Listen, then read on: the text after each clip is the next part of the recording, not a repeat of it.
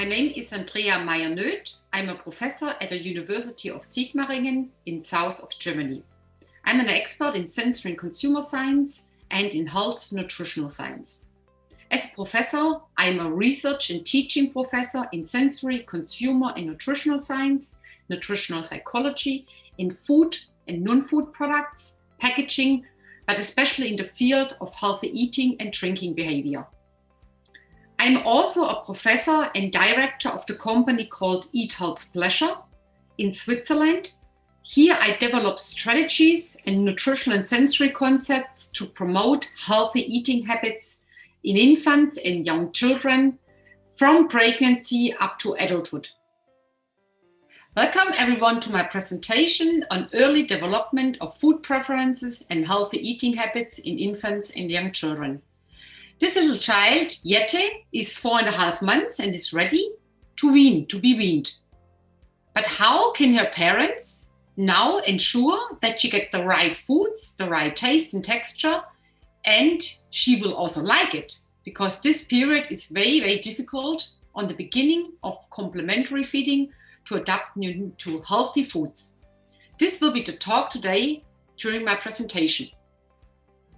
I'm convinced, and I hope after the presentation you are also convinced, that any child can learn to eat healthy, sustainable, and with pleasure. Each infant has 10,000 taste buds on the tongue, on the roof of the mouth after birth.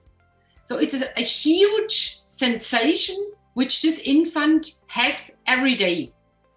Compared to the adult has 3,000 taste buds, so far more taste sensations. So these taste buds we need to stimulate early in the few months of infant's birth to ensure that this infant is eating healthy also on the long term. Today I'm covering 3 topics during my presentation: early development of sensory experience, then how early variety of food experience at the beginning of complementary feeding is important and has long-term consequences. And then I would like also to give theoretical and practical implications. What we know from early development of food preference, there are different factors that are involved in driving food preferences. On the beginning, there are, of course, genes, the genetic variation to like and dislike certain foods. Innate but flexible is to like sweet foods and dislike bitter foods. But there are also huge individual differences. Far more important is this experience through exposure, which occurs during pregnancy, but also during lactation. And especially when the child is ready to be complemented with other foods than milk, the period of weaning, of complementary feeding, is a window of opportunities to start the right way and develop the taste, smell and textures of an infant on long term. When the child gets a little bit older, preference for food is more like a gestalt, beginning of rejection of foods, picky eating, but especially in the childhood, culture, individual differences, family peers, and personal experience are driving food preference. To show you an example how the prenatal exposure is essential to like or dislike certain foods, this is a study by my ex-professor at the university in France.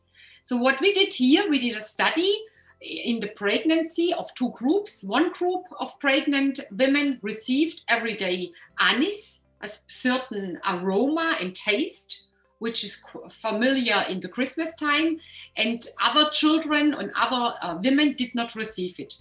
Just after birth, rejected those infants with anethol, the same aroma, just on the nose, and you see in picture A, those infants, mothers received it during pregnancy, and B, C, D, those pregnant women did not receive this anise aroma and taste.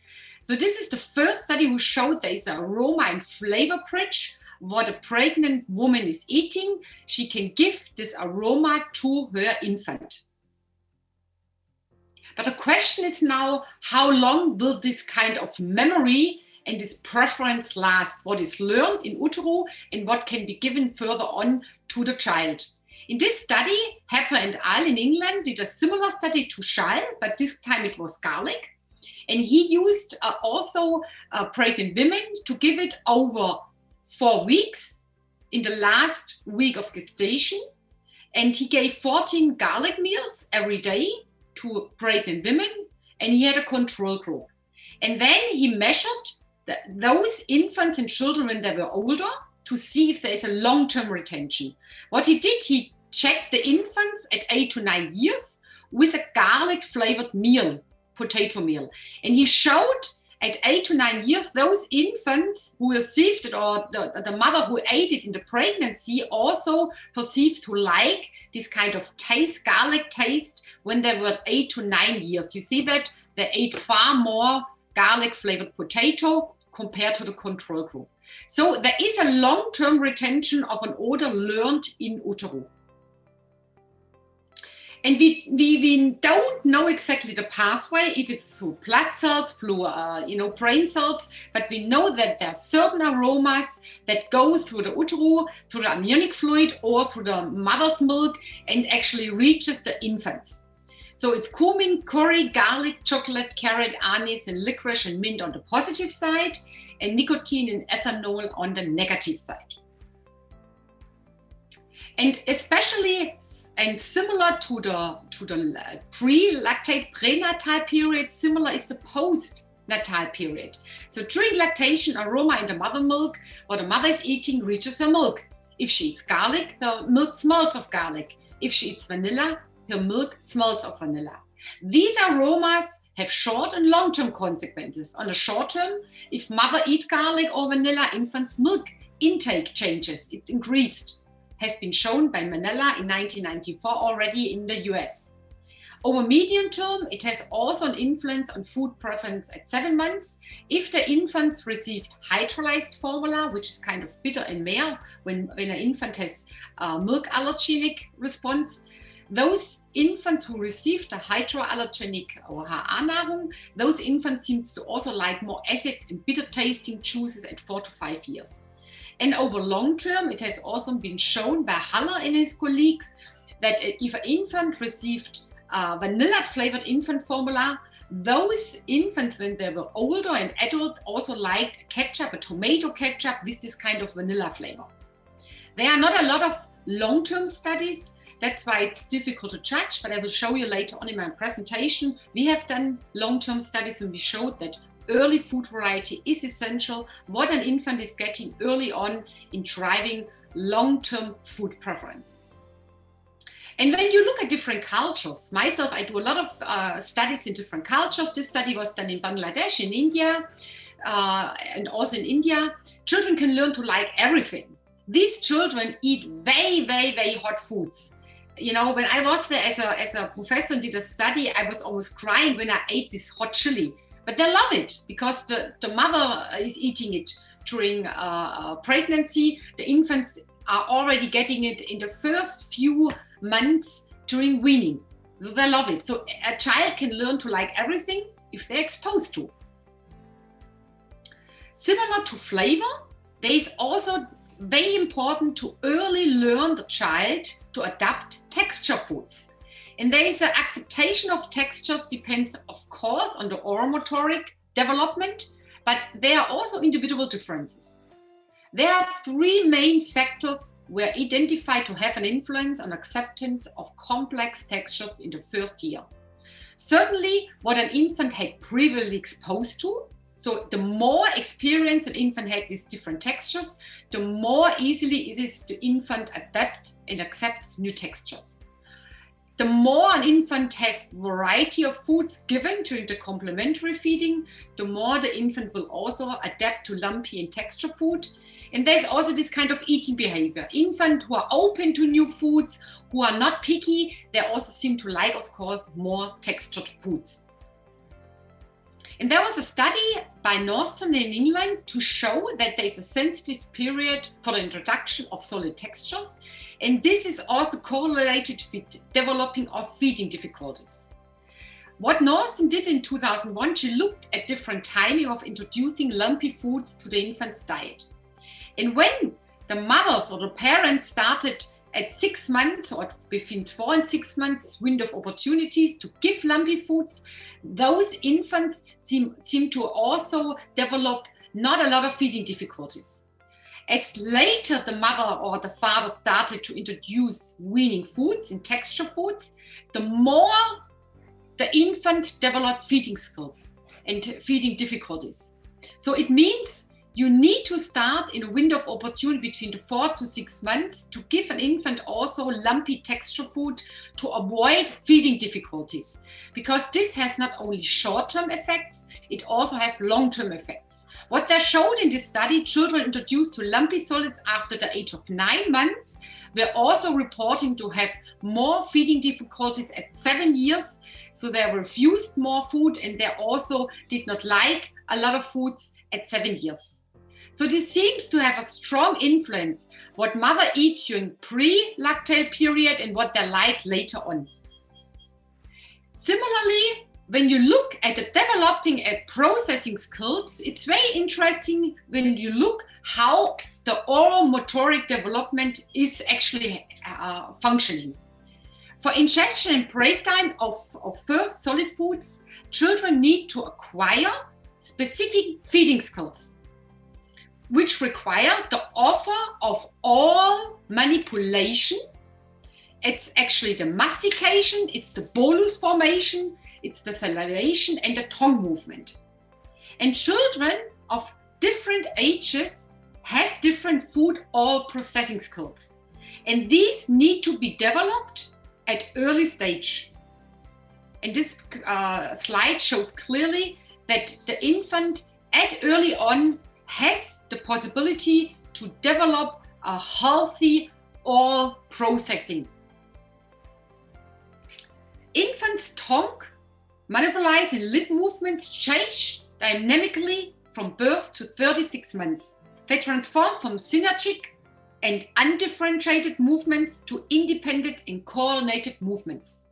Newborns are biological sucking reflex which disappears progressively around 4 months. At around 5 to 6 months, when the complementary feeding starts, the infant can keep the bolus in the mouth before swallowing.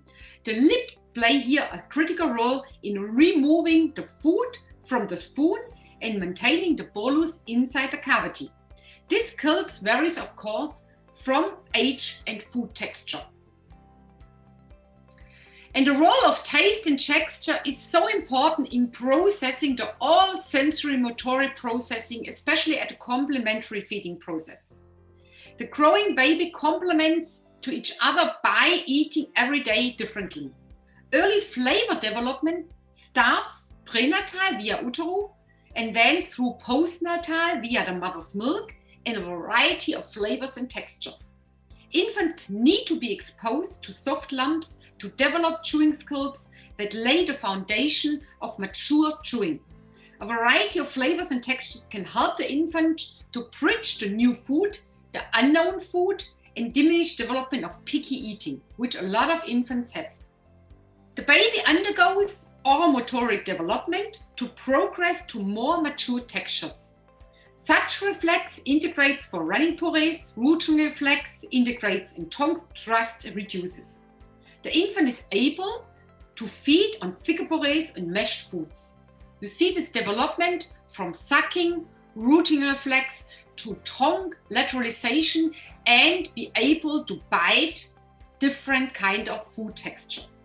This shows that experience with a variety of textures, lumpy foods, during the beginning of complementary feeding reinforce acceptance of complex texture and lumpy foods. Thus, variation and flavor and texture and consistency of complementary food ensures the development of the right oral motoric skills and healthy eating habits and goes away from this kind of picky eating standard. So I would like now to go over to this early food variety. What does it mean? Why it's so important? And why it's so important between this window of opportunity.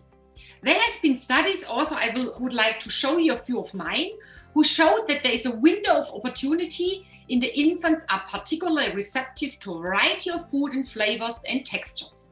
This is between 4 and 6 months. And variety can mean early exposure to variety through breastfeeding, because the mother is eating every day differently. So the mother's milk tastes and smells every day differently. And there has been shown that infants accept more readily to new foods at weaning when the mother is breastfed compared to infant formula fed. And there is also this study by Manella, but we also have reconfirmed it in different countries over long term, that early food variety, early vegetable variety at the stage of complementary feeding has an important role of driving food preference also later. And the third approach to really start healthy eating is this learning by experience through repeated exposure. It's a powerful strategy to increase infants' liking and disliking for initially disliked foods. When we look at the feeding scheme all over the world, it's quite different. So what is now right and wrong? To give you an example, in China, infants get early on rice and fish. Fish is in some countries even an allergenic food and is not given before the first year of life. But in China, it's the first weaning foods. In Germany, the typical weaning complementary fooding after milk is carrot, pumpkin, potato, so sweetened-based vegetables with a mixture of other vegetables or meat. In France, they already give quite different foods. They give a lot of green vegetables, but they also give fish and artichokes, which is not known as a vegetable even in Germany or in Switzerland. Mexico, they give quite spicy foods, what I showed you before, a tiny amount of chili. And in India, they start with rice-based porridge, semolina and porridge, so different kind of rice-based ingredients. So it's quite different when we look at different countries in the world. When we look now at the complementary feeding start, it's also quite different. So in Africa, for example, in Nigeria or South Africa, they start quite early to wean the infant. But there, the weaning means the connection, the binding from the mother to the child. So they typically take porridge in the mouth, use it actually, meld it with the saliva of the mother and give the saliva to the infant. It's this kind of binding experience. In other countries, for example, France, it started around between 3 and 6 months. In Germany, it's quite late. We also have published here a lot of scientific papers in case you want to read it. But in Germany, it's around 6 months. And in Spain, it's around 4 to 6 months. So it's quite different in different countries, also within Europe, within neighboring countries. So the timing varies worldwide. The WHO recommends 6 months exclusively breastfeeding. The ESPHGAN conference, so the European conference on pediatrician and childcare, recommends to start weaning between 60 and 26 of weeks. So I would like to show you now how age and also food variety can drive acceptance and healthy eating habits. So when we look again into Europe, the vegetable, fruit, cereals, and meat and fish are given at complementary feeding stage. So type of foods is similar, but the time and order is different. There is in some countries low variety, in other countries is a high variety. And I wanted to use this information to start an experimental study and to look what is now the best to develop healthy eating habits in infants and young children. So what we did in 2 neighboring countries, France and Germany, a long-term study.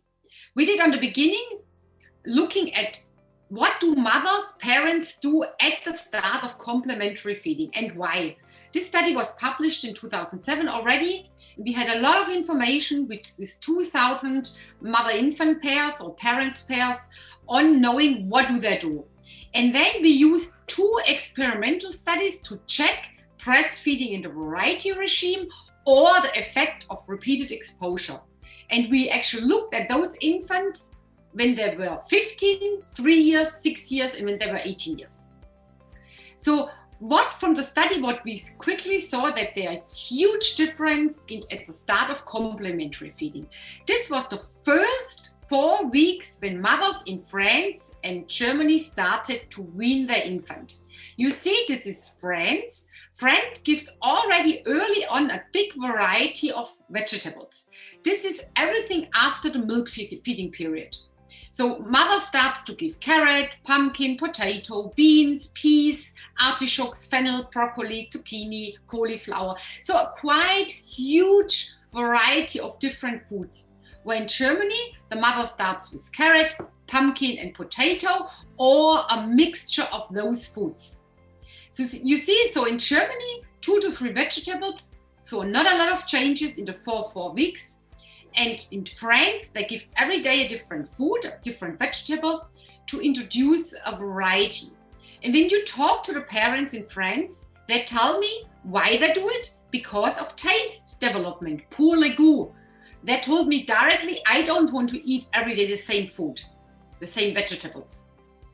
In Germany, they wean this way and don't give a lot of variety because of allergy prevention. They are afraid when they give too many allergenic responses or foods that infant develops allergy. And that's why we have different feeding regimes. Just to keep that in mind, because I would like to use this information in my experimental study. And then I also asked mothers and parents in France and Germany, how often do you give a food when the infant does not like it, so especially cauliflower, especially vegetables, and how often the mother, the father tries this disliked vegetable over time. And typically what you see here, 85% of the 2,000 parents told me they give up after 2 to 3 trials. And very often they stated they don't try again later on. So this initially disliked flavor, texture, bitter taste is not given more than 2 to 3 times. And then the parents stop and think, perhaps I don't like artichokes, I don't like beans and peas, I may not give it to my child. So we use those information now to develop our experimental design. What we did in this study, which was a long-term study, we worked with 3 groups of infant parents. The first group is the C0, it's the carrot group, which is the German way of feeding. We gave on the first day when the infant was ready to be weaned, it was everything after the milk feeding period. The infant did not receive anything before, and we started with the infant and the parent together giving on day 1 carrot. And then we gave to this infant over 11 days only carrot. On day 12, this infant received a new food, a new vegetable, which was zucchini tomato. This infant received never before zucchini tomato. Zucchini tomato was different in taste, but also different in texture. We had a second group, which was more the French way of feeding. So we started also with this infant with carrot, but then we gave artichokes, green beans, pumpkins. Artichokes, green beans, pumpkins. So we changed every day the vegetable. On day 11, we gave again carrot. On day 12, we introduced a new vegetable, which is zucchini tomato. And then the third group was actually the group which pediatrician recommend to give 3-day artichokes, 3-day green beans, 3-day pumpkins. So we had here the same food, but we changed it 3 days, and here it was a daily change. This was done in a culture, Germany, this was done in a culture, France, and this was what the pediatrician recommend. In their state, when they recommended not to introduce too fast the allergenic response. This was actually 10 years ago when the recommendation for allergy was still that you should slowly introduce new foods, new tastes to the infant. So all infants received in the age of around 5 months. It depended, of course, when the mother wanted to start at the new food at day 12. This was here. And we wanted to see now if there is a change in acceptance for the infants, depending in which group they were. In each group, there was pressed bottle, pressed bottle, pressed bottle. So we had a randomized control design because we also wanted to see if breastfeeding has an acceptance on new tastes and textures for the infant. We measured infants' liking by the parent, by a neutral observer. We measured the food intake. All products had the same caloric density, which was a challenging point, but we managed. And we measured the infants using facial expression and behavior measurement. I show you in a minute some examples. Then we continued with these infant groups. On day 30, we had again this new flavor, zucchini tomato, and alternated it with carrot, zucchini tomato, carrot, until day 23, when we introduced peas. Peas was not only different in taste, but also different in textures. It has lumpy beans products in it. It was quite different and also was more stick to the infants. And again, we wanted to see if there's a difference in liking and how much the infant is eating on day 23. Then again, we followed with all infants to start introducing meat and fish. And we wanted now to see, does experience with variety of vegetables at the beginning of complementary feeding increases acceptance of new foods for 2 months and later. Looking at what cultures traditional give and what is the best way of feeding. Let's look at the first results. On the y-axis, we have the quantity consumed, and on the x-axis, we have the 4 new foods given to the infants. The infants never received that before. So it was zucchini tomato, it was peas, it was meat, and it was fish. And you see that breastfeeding facilitates acceptance of new foods at weaning in both countries, France and Germany. But you see also breastfeeding, the effect in meat and fish was not anymore as strong, although significant, but mothers stopped breastfeeding. So we also had hypothesized that actually it's a decline of acceptance, of course, because the mother is stopping breastfeeding, but still the effect was there. More interestingly was that again, we had here quantity consumed and we had here the 4 new foods. This experience with variety increased acceptance of new foods for all 4 new foods at up to 2 months. And especially the daily change, what French culture is doing naturally with natural cultural tradition, it's the best way of increased acceptance of the infant. The infant ate more, this is the amount, and they also liked the food more, and they showed more positive response on a behavior schedule. Compared to the second group, 3-day change, and to the carrot group. By the way, it was no difference between the carrot group and the 3-day change group. So the significantly driver, the frequency of change was increased acceptance, another number of food, because we had here the same number of food. Here we changed 3 days and here we changed every day. So the daily change drives food acceptance. Very important in both countries.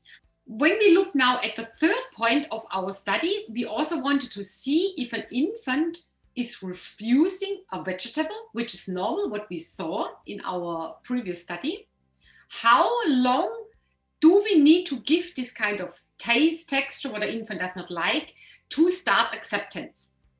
And what we did in this study with all 2,000 infant mother pairs or infant parents pairs, which we had in Germany and France. By the way, the study was done in Germany and France with all 3 groups to really also have this culture effect eliminated. And what we did in the last study, we actually gave the infant the initially disliked food. This depended on the infant. It could be artichokes, which is quite bitter. It could be cauliflower. It could be beans. And we alternated this initially disliked food with, on the second day, a food which infants like, and this was carrot. Most infants liked carrot. Then we again gave the initially disliked vegetable, so for example, artichokes, and then again carrot. And you see slowly the initially disliked vegetable jumps to the point on the liked one. And what we found in our study with the 2,000 infant parents pair, we need 7 to 8 exposure to start this liking effect. that initially disliked vegetable becomes accepted and liked by the infant. And this is when you remember the time, the period when an infant, what an infant gets from the parent, and then they stop feeding. And this is not enough to increase acceptance. And we also looked at the infants 9 months later, and still 90% of the infants were still eating the initial disliked vegetable at 9 months later, which was around 15 months of the infant's child. So it's very important, this early repeated exposure to something initially disliked vegetable to overcome this rejection phase. So what we found from this first period of the study, some effect on acceptance. It's very important, this experience with early vegetable variety, its taste, the texture, the color, the smell, the sound, increases acceptance of new vegetables and food during weaning. Breastfed infants more readily accept new vegetables. And it's very important, this continuous exposure, this because this increases acceptance of initially disliked vegetables. Parents shouldn't give up too early. After 2 to 3 trials, there should be persistence without forcing the child to eat. So now this was this period, what we found, factors that influence early infants' food preference. But the question is now, how long does this effect last into later childhood? That's why we did this long-term study, especially at 3 years and at 6 years, because we know children get around with 18 months, 2 years picky, and they could eat nothing healthy because they just say no. So we wanted to see what actually remains after this picky period. And we did the same study in Germany and France with the same infants. Of course, they were now older and they were children. And the intervention study in France and Germany at 6 years had different stages, but we gave different foods, different vegetables to the child at 6 years. Of course, this is now adaptable to the child's age at 6 years.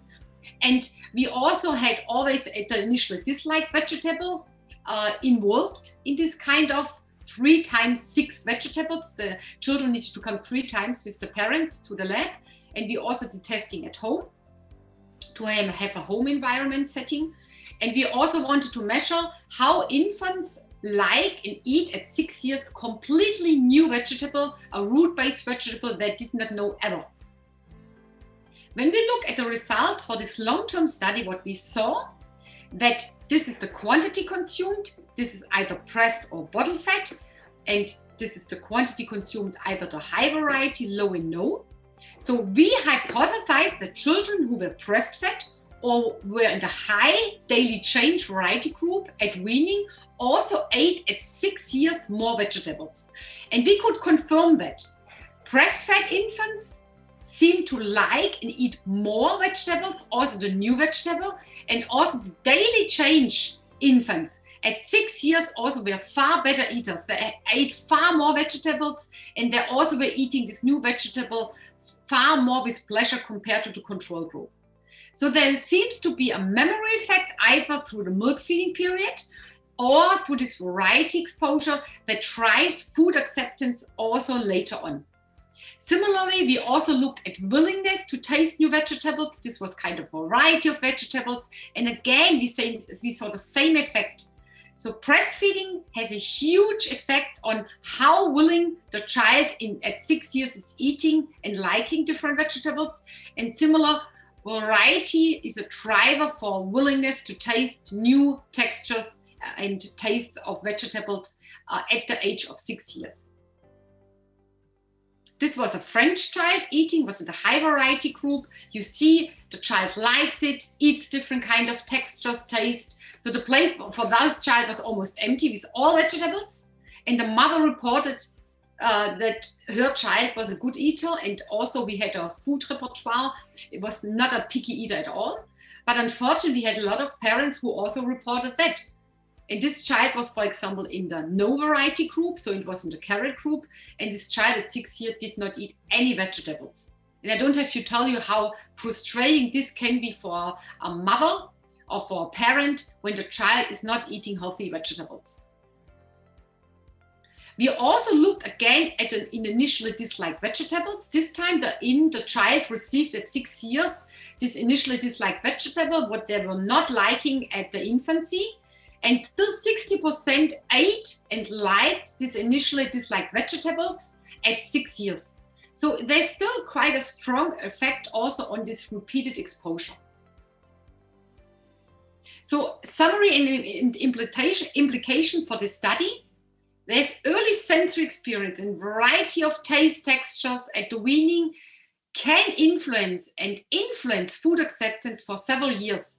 It's a window of opportunity to educate young children early to eat and like a variety of healthy foods, especially vegetables and sour fruits, which infants don't like.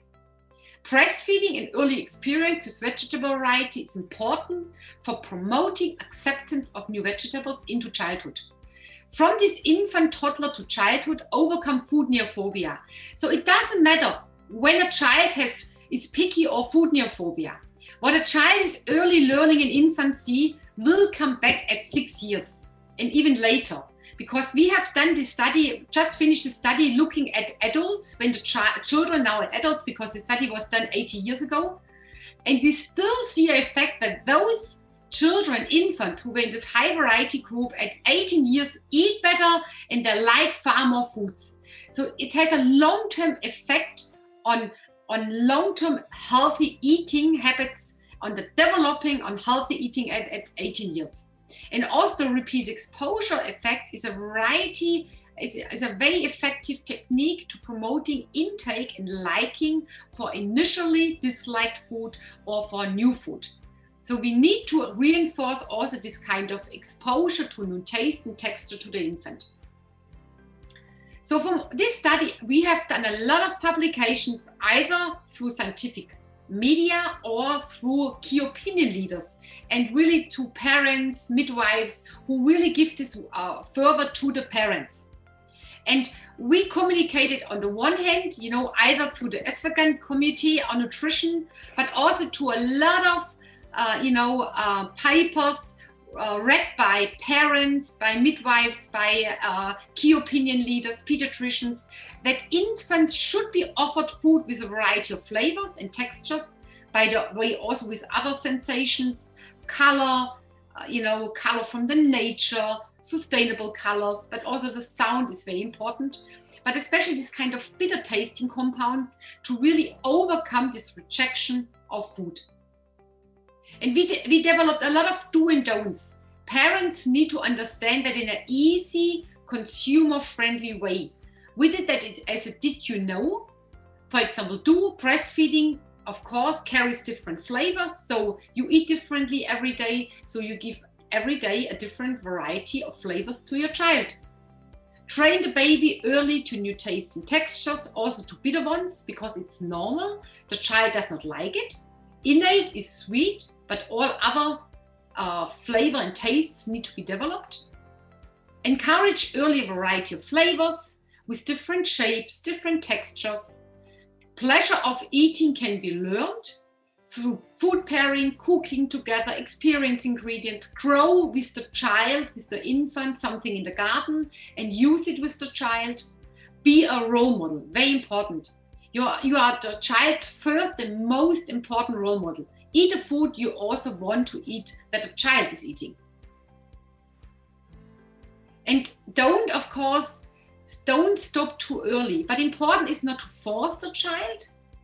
It should be in a really easy, pleasurable way. Always try. It does not need to be every day. It can be every third day, with different tastes and textures, in different formats, in different consistencies, to really adapt the child to this kind of unknown flavor taste. And I'm sure and I'm convinced, what we also found in lots of infants and children, even in other studies, you can overcome this rejection period. But be persistent. Some infants need a little bit longer, so give later and give longer this kind of unfamiliar food. Above all, don't panic. Be patient and calm. Your child needs time. And the worst thing, if you get stressed. And fussy children do grow out of it. It's normal that a child is picky Some children are more, others are less, and they say no to a lot of things. It's not related to the nutrition and food only. So the child is going over this period when you don't stress and early on give the right food, the right weaning food to the child. So in conclusion, children have many taste buds, 10,000 taste buds, 3 times more than the adult has. So they are born with the ability to taste, smell, discriminate among variety of foods. The threshold is so sensitive. It does not need to be flavored with sweet, salt, fat, or other flavored foods. The natural food is key and enough to ensure variety. They learn to like and accept different flavors, textures, sounds, and they need to develop early these oromotoric skills.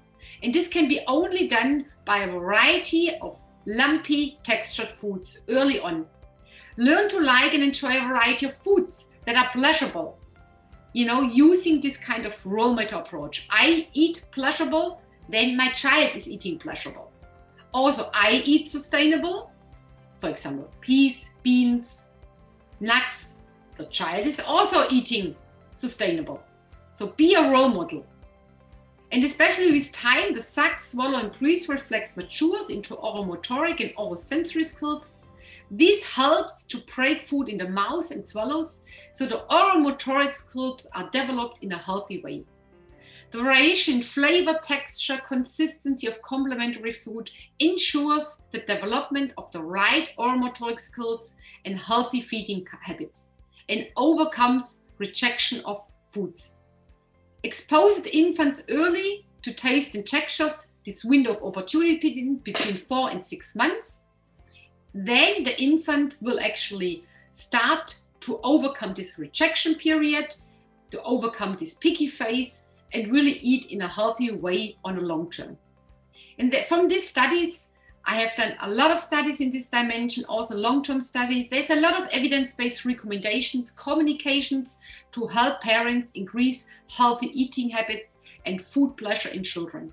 Easy to adapt with mom and dad's eating style. And I hope you took some key elements, topics with my presentation. I thank you for your attention and I wish you a wonderful day.